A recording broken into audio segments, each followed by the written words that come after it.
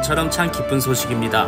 우리나라에서 만든 예수님 이야기 만화 영화가 미국에서 큰 인기몰이를 하고 있다는 소식입니다. 모세 쉽게 천지창조에서 이집트 왕자 같은 애니메이션까지 성경 영화는 미국 헐리우드에서 득점해온 시장에 K성경 애니메이션이 통했다는 것은 의미가 각별합니다. 메신저 뉴스 첫 순서는 광주 알림교회 김현주 목사님, 울산 호계교회 김병무 목사님, 서울동안교회 김영주 목사님입니다. 요즘 미국과 캐나다에 인기를 끌고 있는 만화 영화 하나가 있어요. 킹 오브 킹스라고 하는 영화예요. 애니메이션 영화 가운데 전 세계적으로 가장 흥행 기록 많이 세운 게 뭐냐면 이집트 왕자라고 하는 영화예요. 이 영화가 이집트 왕자를 넘어섰어요. 우리나라 영화 가운데 가장 미국에서 인기를 많이 끈 영화가 기생충이라고 하는 영화예요. 그 기생충보다 지금 인기를 더 많이 끌고 있어요. 나라가 시끄러우니까 우리 이거 몰라. 이것도 서울 목사님이 알려줘서 나도 알았어. 우리나라 모든 영화 역사상 북미에서 가장 인기를 끌고 있는 영화인데 이거 우리나라 사람들이 만드는 거예요. 우리나라에서는 7월에 개봉한다고 합니다. 손주 손녀들 데리고 자녀들 데리고 꼭 보셔야 돼요. 우리나라 모팩 스튜디오에서 제작한 이 킹 오브 킹스는 기독교 작가인 찰스 디킨스가 저술한 우리 주님의 생애를 모티브로 아버지가 아들에게 예수님의 이야기를 들려주는 방식으로 진행이 됩니다. 영화 자체가 예수님 이야기예요. 삼일교회에서 후원하고 우리나라 이 기독교 단체들 막 후원해갖고 만들었더라고요. 찰스 디킨스의 우리 주님의 생애 이렇게 시작이 됩니다. 사랑하는 자녀들아, 나는 너희가 예수 그리스도의 역사에 대해 조금이라도 알기를 간절히 바란다. 모든 사람이 예수님에 대해 알아야 하기 때문이다. 예수님처럼 선하고 친절하고 온유하고 잘못을 저지르거나 아프거나 어떤 면에서든 불행한 모든 사람을 그토록 불쌍히 여기신 분은 세상에 없었다. 찰스 디킨스는 자신의 자녀들에게 예수님의 이야기를 들려주기 위해 이 책을 썼습니다. 그리고 매년 성탄절마다 아이들에게 큰 소리로 읽어주었다고 합니다.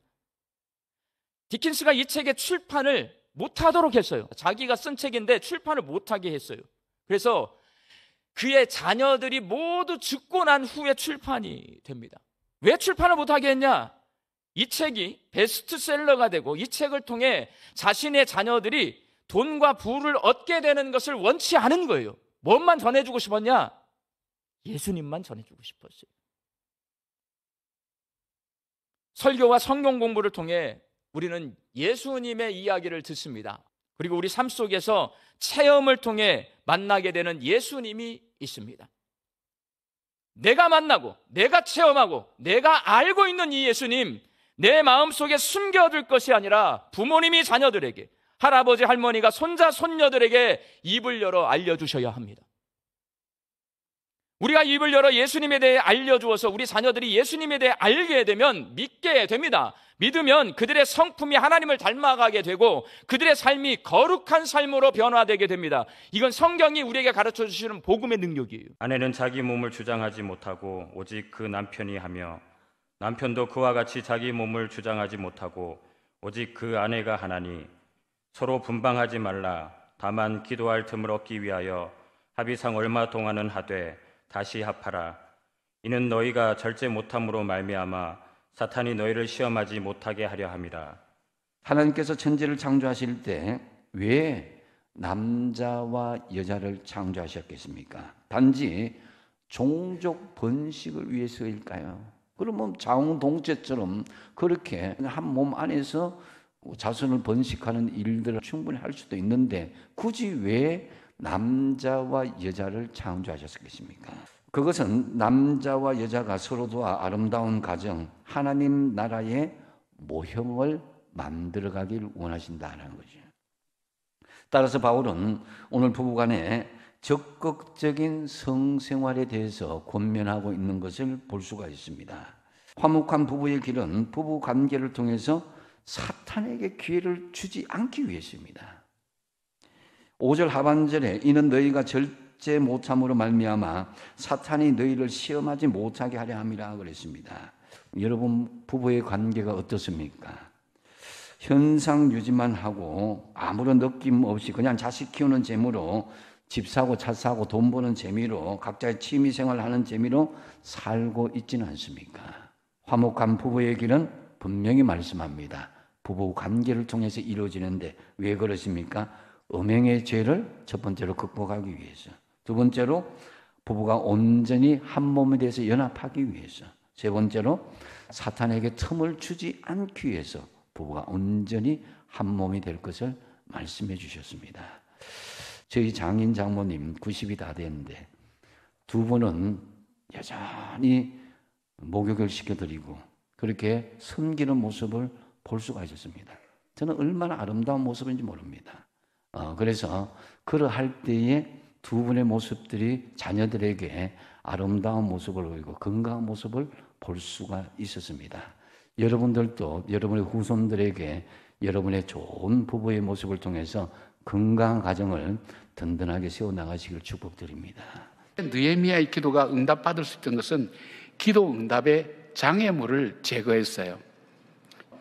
우리 이스라엘 자손이 주께 범죄한 죄들을 자복하오니 주는 귀를 기울이시며 눈을 여시사 종의 기도를 들으시옵소서. 나와 내 아버지 집이 범죄하여 주를 향하여 크게 악을 행하여 주께서 주의 종 모세에게 명령하신 계명과 율례를 지키지 아니하였나이다. 느헤미야는 하나님의 눈과 귀가 열려서 자기의 간구를 들어달라고 기도하면서도 하나님과 자기 사이에 있는 장애물을, 즉 죄를 고백합니다. 그런데 느헤미야의 회개에 우리가 눈여겨보아야 될 부분이 있어요. 정말 하나님 말씀을 안 듣던 저 인간들 때문에 우리나라가 이런 어려움을 겪게 되었습니다. 그렇게 기도하지 않았어요. 바로 느헤미야는 나와 아버지 집이 죄를 범했다 그랬어요. 나와 아버지 집이 죄를 범했다는 것은 내 조상들과 내 이웃들과 이 모든 것이 나의 죄 때문입니다고 그 죄를 나의 죄로 여기고 하나님께 회개하는 거예요. 이렇게 될 때 원망하고 미워하는 마음이 없습니다. 누구 때문에 우리가 이렇게 어려움을 겪는다, 너 때문에 그렇다 그러면 기도하는 마음속에 무슨 마음이 들어가요? 나누어지고 분열하고 다투는 그런 일들이 이루어지는 거예요. 우리나라도 마찬가지죠. 6월 3일 날 대통령을 뽑는데 지금 나라의 정세가 어떤 분기점에 와 있어요. 우리나라가 잘 되어야 된다는 마음 전부 다 똑같잖아요. 이 후보들이 나왔으니까 아마 결정을 다 하고 계실 거예요. 우리가 정치와 어떤 지역이나 이해관계 이전에 우리는 하나님 말씀에 기초하고 있어요. 그렇다면 내가 결정한 것을 다 내려놓고 하나님 앞에, 하나님께서 계획하신 나라가 어떤 나라입니까? 이 나라가 순교의 피가 있고 선배들의 기도가 있는 나라가 아닙니까? 이 나라가 하나님께서 축복해 주셔서 선교사를 파송하고 열방을 축복되게 하는 그 사명이 있는 나라가 아닙니까? 이 나라가 그런 방향으로 가기 위해서 제가 할 일이 무엇입니까? 진작에 한번 기도해 보시면 좋겠어요. 하나님의 약속의 말씀 붙들고 기도할 때 이 느헤미야를 통해서 큰일을 이루신 것처럼 바로 이 자리에 있는 여러분들 통해서 가정도 교회도 그리고 나라도 분명히 새롭게 만드실 하나님의 계획을 이루어가는 귀한 분들이 될 줄 믿습니다. 그런 믿음의 헌신과 기도의 응답의 축복들을 누리는 우리 모두가 되기를 주님 이름으로 축복합니다. 아멘. 140년 전 미국인 선교사들이 와서 일으켜준 한국의 기독교계가 예수님 애니메이션을 제작 후원해서 미국 시장에서 먼저 개봉하고 흥행에 대성공을 거두고 있습니다. 한국 기독교 역사는 물론 영화 역사에도 의미가 대단한 쾌거이겠습니다. 메신저 뉴스 두 번째는 대전 제1교회 김철민 목사님, 부산해안교회 조성일 목사님, 남해시 변해동안교회 나강희 목사님으로 이어집니다. 필립 얀시라고 하는 작가가 있습니다. 신앙이라고 하는 게 뭐냐? 이렇게 물으면서 신앙이란 지나고 나서야 이해할 수 있는 것을 미리 믿는 것이다. 이렇게 정의를 내렸습니다. 지나고 나서야 내가 그때 이렇게 했어야 될 것을 후회하는 것도 있고요. 그때 정말 결정 잘했구나 하는 것도 있기 마련이란 말이에요. 지금 비록 이해는 부족하더라도 먼저 수용하고 받아들이는 거, 그게 신앙생활인 거예요. 내가 천국 가봐야 천국을 아는 게 아니란 말이에요. 내가 거기에서 완성된 무엇을 봐야지 난 비로소 알겠습니다. 그건 믿음이 아니에요. 그거는 사실 확인하는 거지. 그런데 신앙은 지금은 아직 이해 단계가 아니에요. 그럼에도 불구하고 그것을 받아들일 수 있는 용기, 그거를 채용할 수 있는 그런 지혜, 그게 신앙이라고 말씀하고 있는 것입니다. 어떤 회사의 신입사원 채용 담당자가 그런 모토를 가지고 있대요. 우리 회사는 배운 자를 채용하지 않고 배울 자를 채용하겠다. 배우려고 하면 그래서 어떤 상황에서도 배울 수가 있어요. 그리고 배우려고 하지 않으면 아무리 좋은 환경도 아무런 관계없이 그냥 넘길 수가 있습니다. 음악 비평가인 어니스트 뉴먼이라고 하는 분이 있어요. 위대한 작곡가를 쭉 연구를 하면서 위대한 작곡가는 영감을 받아 작곡을 시작하는 게 아니라 작곡을 시작하고 나서 영감을 받는다. 베토벤, 바그너, 모차르트, 바흐는 모두 날마다 마음을 다잡고 눈앞의 일에 정성을 기울였다. 그들은 영감을 기다리느라 시간을 낭비하지 않았다 그랬습니다. 내 뜻과 반해서 예수님의 뜻을 따랐는데 이렇게 되더라. 그게 간증이 되는 거고요. 예수님 뜻에 반해서 내 뜻대로 했더니 또 이렇게 되더라. 그래서 반면 교사를 삼고요. 이래도 저래도 다 배우는 거예요. 잘해도 배우고 잘 못해도 배우고 내 경험으로도 배우고 다른 이의 경험을 통해서도 배우고, 그러니까 배우려고 마음 먹으면 개미에게서도 배우고 꽃들과 까마귀에게서도 배우고 씨 뿌리는 농부에게서도 배우고 다 배우는 거예요. 오늘 주님 앞에 나오신 여러분과 저의 삶 속에 이런 배움의 은혜가 있기를 간절히 바랍니다. 만남이 고통이 될 때 그때 우리는 어떻게 해야 할까요? 1절과 2절 말씀 함께 읽겠습니다. 내가 다시는 너희에게 근심 중에 나아가지 아니하기로 스스로 결심하였노니 내가 너희를 근심하게 한다면 내가 근심하게 한 자밖에 나를 기쁘게 할 자가 누구냐? 이 문장이 복잡해서 이해하기 좀 어렵습니다만은, 그러니까 나를 기쁘게 할 자는 너희밖에 없다는 거예요. 여러분들과의 만남은 나에게 둘도 없는 소중한 만남이기 때문에 그 만남으로 말미암아서 내가 고통을 당한다 할지라도 우리의 만남을 포기할 수 없습니다 라는 말이죠. 이 만남이 복된 것인가 아닌가라고 하는 것을 고통의 강도 또는 내 마음의 느낌이 어떠하냐라는 것으로 평가해서는 안 된다는 것입니다. 내 기분을 좋게 만드는 만남이 다 복된 것은 아닙니다. 이 세상에 있는 분류는 다 그렇게 일어나기 때문이죠.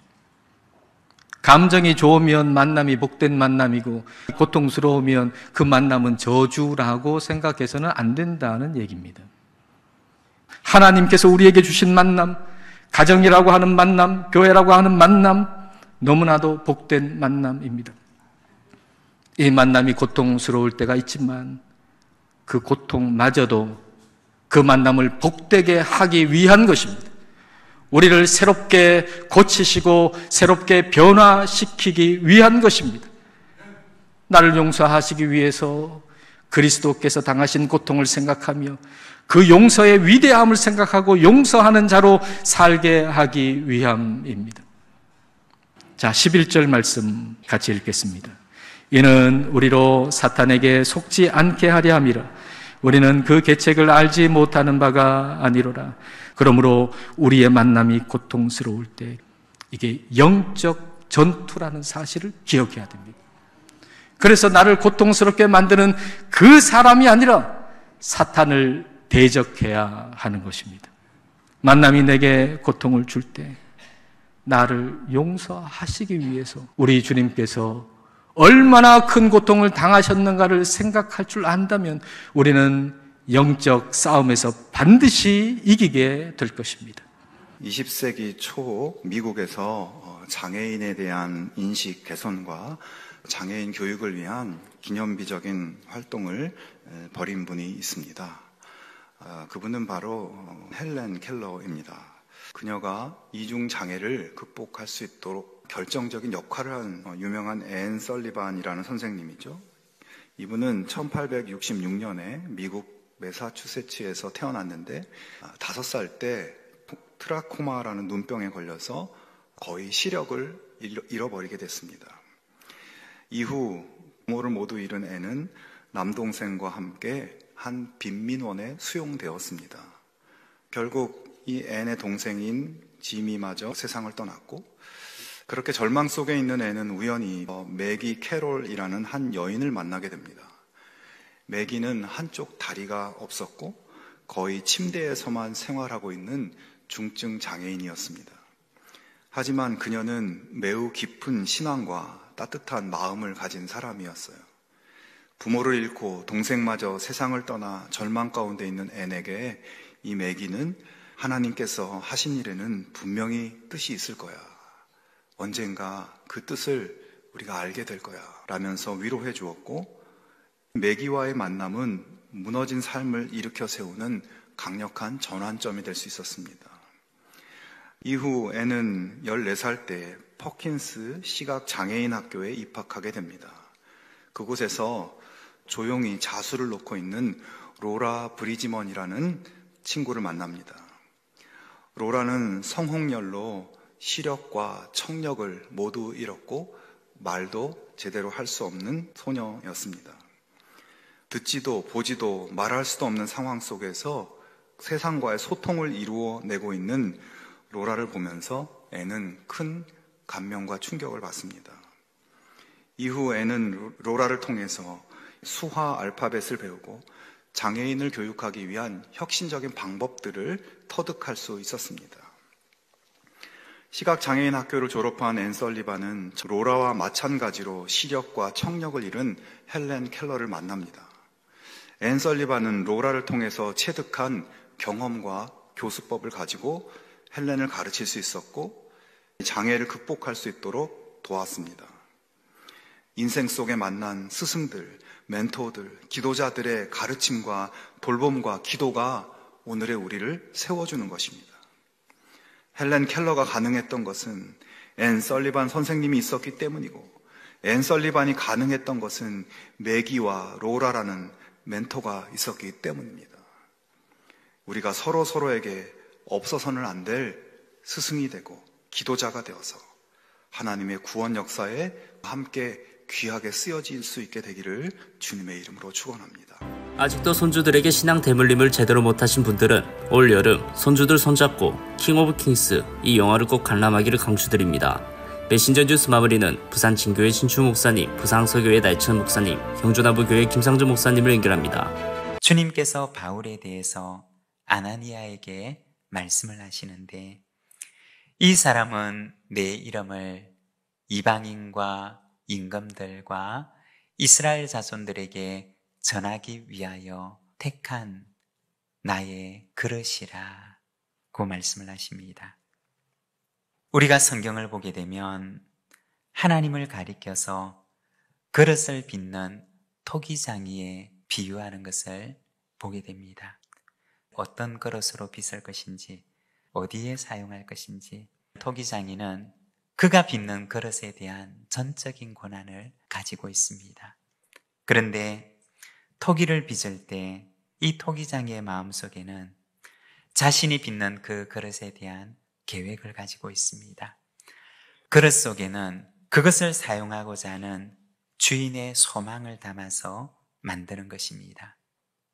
바울이라고 하는 그릇에는 어떤 소망이 담겨져 있었느냐?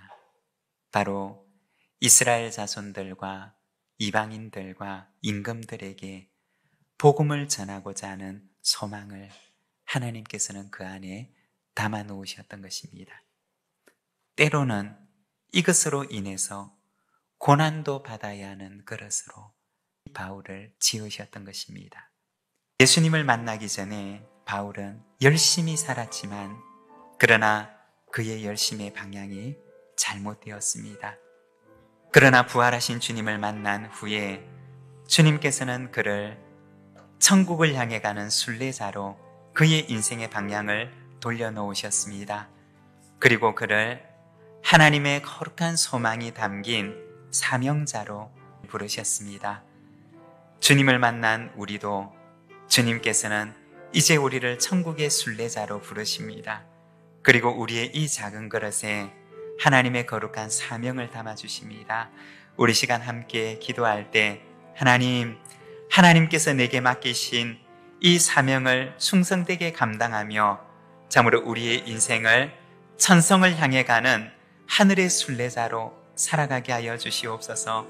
우리 시간 함께 응답의 기도로서 하나님 앞에 나가겠습니다. 예수님이 부활하셨을 때 엠마오라는 마을로 내려가는 두 제자가 있었습니다. 예수님께서 십자가에 달려 죽으신 의의를 두고 서로 이야기를 나누고 있었다는 거지요.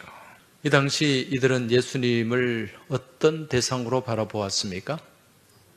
로마의 그 압제로부터 해방시켜줄 그러한 정치적인 메시아로 예수님을 생각했습니다. 그런데 그런 기대가 완전히 물거품이 되고 말았어요. 근데 갑자기 이들 곁에 누가 나타났습니다. 부활하신 예수님이 이들과 함께 동행하셨어요. 그런데 이들은 부활하신 예수님인 줄 전혀 몰랐습니다. 우리가 어떤 사물이나 사건을 정확하게 보지 못하고 또 어떤 상황을 영적인 시선으로 바라보지 못하는 것, 이것은 우리의 눈이 가려워졌기 때문인데 어떤 힘에 지배를 받고 있다는 거예요. 사도 요한은 요한 1서 2장 6절에서 이렇게 말씀합니다. 이는 세상에 있는 모든 것이 육신의 정욕과 안목의 정욕과 이생의 자랑이니 다 아버지께로부터 나온 것이 아니요 세상으로부터 온 것이다. 이 안목의 정욕이라는 말은 눈을 가리는 욕심이라는 뜻입니다. 사람이 물욕에 어두워지면은요, 사람이 정욕에 어두워지면은 눈에 뵈는 게 없어져요. 그로 인해서 최고의 자리까지 올라갔다가 그냥 무너지고 정말 비참하게 끝나는 그런 일들 우리 주변에서 많이 보잖아요. 여러분, 예수님을 내 필요 충족 대상으로 바라보지 마시기 바랍니다.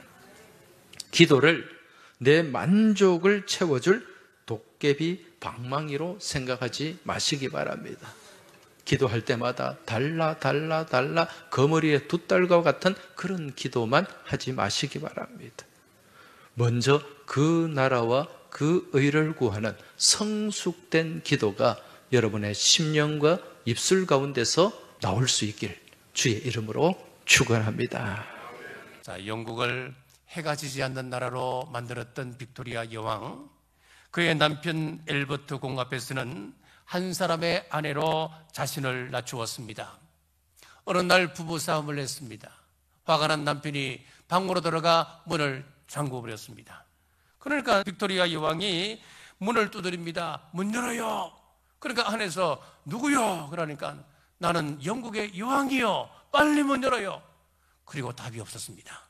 두 번째 문을 똑똑 두드렸습니다. 누구요? 나는 영국 여왕이요. 문 열어요. 답이 없습니다.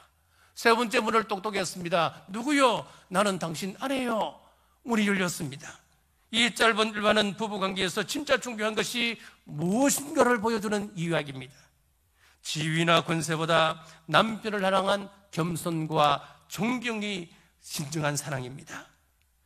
자, 탈무드에 나오는 이야기입니다. 어느 마을에 도적들이 들어와서 쑥대밭을 만들었습니다. 남자들은 모두 포로로 잡혔습니다. 그리고 여자들은 풀어주겠다는 겁니다. 여자들은 즉시 마을을 떠나되 가장 소중하게 여기는 보물 한 가지씩은 가져가도록 허락을 해주었습니다. 다들 금붙이 은수저를 챙겨 떠나는데 한 여인은 힘겹게 큰 보자기를 질질 끌고 가는 것 아니겠습니까? 그래서 산적 두목이 그 여인에게 다가가서 이상하다. 무슨 보물을 이렇게 많이 가져가냐? 하나씩만 가져가라고 이야기하지 않았느냐? 풀어보아라. 풀어보았더니 그 안에 자기 남편이 앉아있는 겁니다.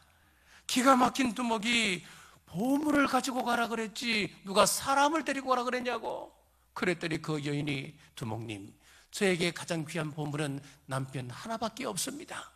감동을 받은 그 산적 두목이 함께 가도록 허락했다고 하는 이야기입니다. 솔로몬 성전에는 두 기둥이 있었습니다. 우리 하나님께서 성전을 지을 때에 두 기둥을 세우셨습니다. 그렇다면 우리 가정에는 어떤 기둥이 있어야 할까요? 에베소서 5장 33절 말씀, 그러나 너희도 각각 자기의 아내 사랑하기를 자신같이 하고 아내도 자기 남편을 존경하라. 우리 가정에 세워야 할 두 기둥을 말씀하고 있는데, 남편은 아내를 사랑하는 사랑의 기둥을 세우고 아내는 남편을 지지하고 세워주는 존경의 기둥을 세워갈 때에 그 가정은 어떤 세파에도 흔들리지 않을 수 있는 것입니다. 아홉 목사님들의 말씀 전체를 들으실 수 있도록 전부 링크해 두었습니다. 아직 메신저 뉴스 구독을 누르지 않은 시청자님이 계시면 지금 구독과 좋아요, 알림 설정 같이 부탁드립니다. 다음 주까지 안녕히 계십시오. 메신저 뉴스 김성욱입니다.